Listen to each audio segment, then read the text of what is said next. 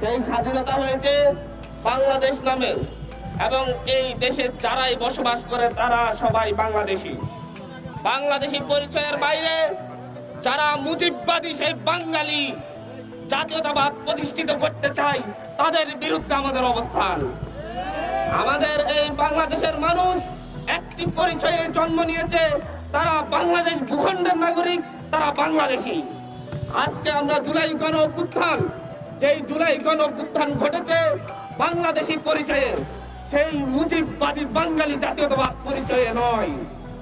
এই বাংলাদেশে আজকে আমাদের সেই জুলাই গণ অভ্যুত্থানকে কেন্দ্র করে বাংলাদেশের দল মত নির্বিশেষে যে কোনো জাতিসত্তার সকল মানুষ একসাথে এক কাতারে দাঁড়িয়ে ফ্যাসিস্ট হাসিনার বিরুদ্ধে লড়াই করেছে। কিন্তু আমরা জুলাই গণ অভ্যুত্থানের পরবর্তীতে দেখছি বিভিন্ন ধরনের নামধারী ছোট ছোট সংগঠন নাম দিয়ে আমাদের এই একতাকে ধ্বংস করার প্রচেষ্টা চালানো হচ্ছে। আমাদের যে ঐক্য গড়ে উঠেছে সেই ঐক্য ভেঙে দেওয়ার চেষ্টা করা হচ্ছে।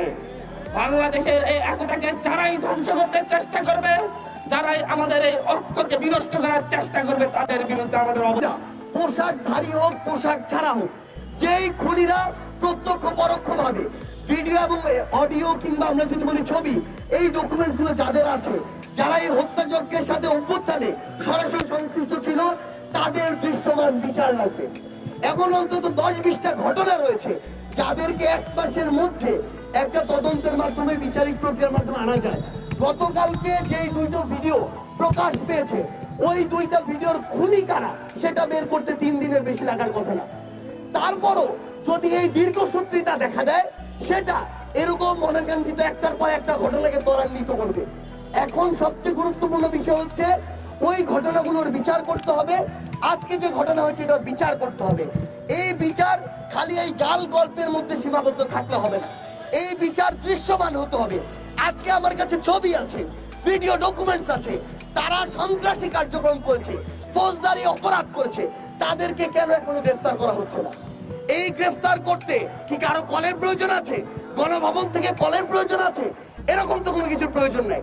তাই আমরা আমাদের জায়গা থেকে শুধু একটা জিনিস বলি, যে যে জায়গায় দায়িত্বে আছে, হোক স্বরাষ্ট্র মন্ত্রণালয়, হোক অন্তর্বর্তীকালীন সরকার, হোক পুলিশ কিংবা যে কেউ, নিজের দায়িত্বটা যদি ঠিক মতো না পালন করে এবং না করলে তাদের বিরুদ্ধে যদি ব্যবস্থা না নেওয়া হয়, এই অনাকাঙ্ক্ষিত ঘটনা একটার পর একটা ঘটবে, যেটা এই নতুন বাংলাদেশে কখনো প্রত্যাশিত নয়। আমরা স্পষ্ট করে শুধু একটা জিনিসই বলি, আগামী অল্প কয়েকদিনের মধ্যে এটা যদি দৃশ্যমান কোনো বিচার না হয়, তাহলে আলটিমেটলি তাদের প্রতি আমাদের যে আস্থার জায়গাটা সেটা নষ্ট হবে। আর সেটা যদি নষ্ট হয়, তাহলে এই সিস্টেমকে কিভাবে নতুন করে ভেঙে চুরে আবার গড়তে হয়, সেটা বৈষম্য বিরোধী ছাত্র আন্দোলন জানে, সেটা জাতীয় নাগরিক কমিটি।